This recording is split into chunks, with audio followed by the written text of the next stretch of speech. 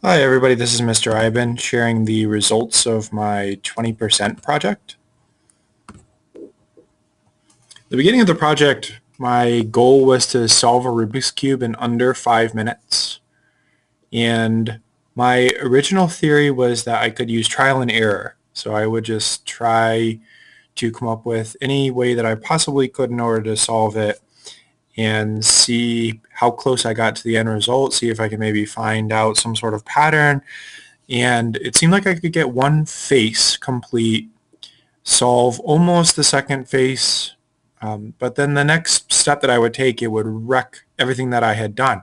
No matter what I tried, I just could not get past that first, that first into the second face rather.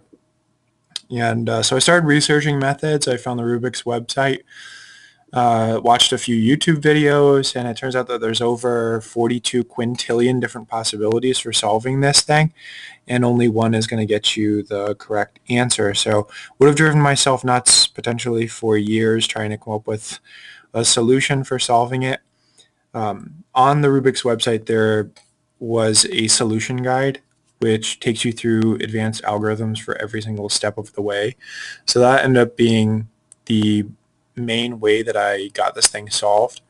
And I just wanted to analyze a few different things. In the beginning of the project, I had asked myself 10 questions, three of which I thought I found some interesting ideas for. So I asked myself, how do I know if I made a move that got me closer to the solution? So for example, when I just made a twist right there, how do I know that that move got me closer to the end?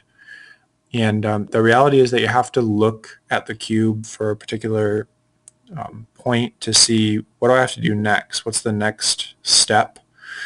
And based upon that guide that I was using, you would be able to know, based upon how those yellows look on the top, here's what I'm going to be doing at this point. So I'll need to make that yellow cross.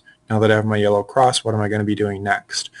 So there is a very logical pattern that you have to follow.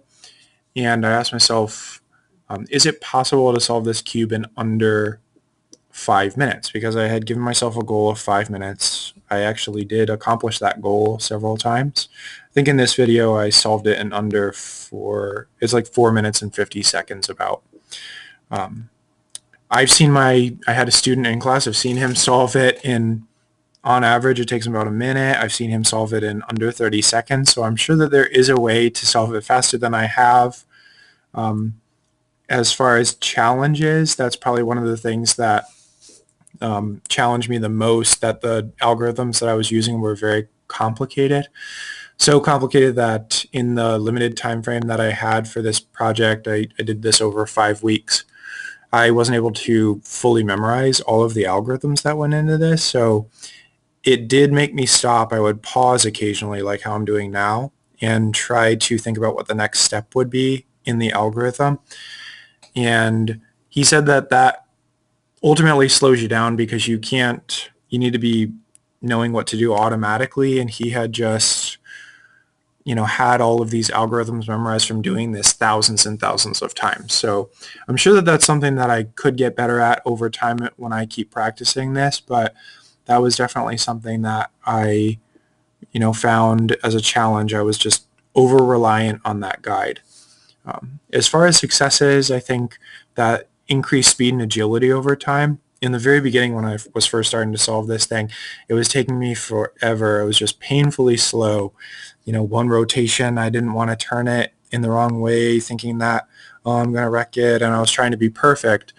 And it really ended up slowing me down, but knowing that I had a time crunch and I was trying to solve it in under 5 minutes really made me think I have to start going really fast. So I'm going relatively fast in this one, not as fast as my student can go, but I'm pretty proud at how quickly I was able to solve it.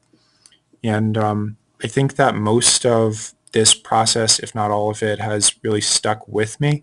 So if someone were to ask me, okay, how do I start solving this and how do I go about doing it step by step, I feel pretty confident that I could walk them through solving it.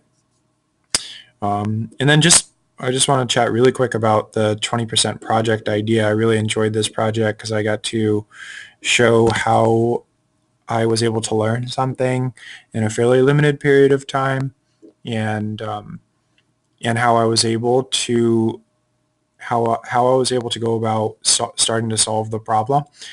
And I think that the um, students being able to show an end product in whatever way that they choose and something that they're really interested in learning about is a really valuable thing for an educator to be able to use.